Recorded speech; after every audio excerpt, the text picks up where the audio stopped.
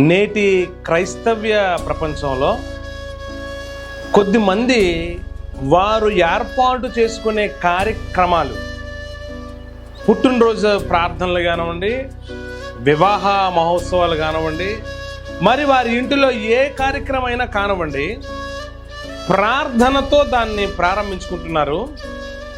Pastor గారు ఉన్నంత వరకు దేవుని పాటలు, ప్రార్థన, ఆరాధన, వాక్యాన్ని కొనసాగిస్తున్నారు.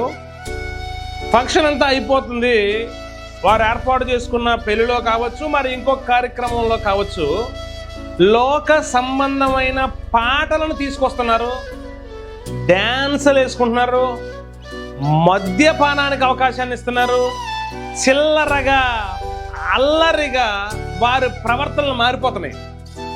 అంతవరకు వారిని చూస్తే ఆత్మానుసారులుగానే కనిపిస్తున్నారు, కానీ ఇలా కట్ చేస్తే సీను వారిలో శరీరానుసారమైనటువంటి క్రియలు బయటకు వస్తున్నాయి. ఈరోజు మీ ఇంటిలో నిర్వహించబడే కార్యక్రమాలు ఎలా ఉన్నాయి?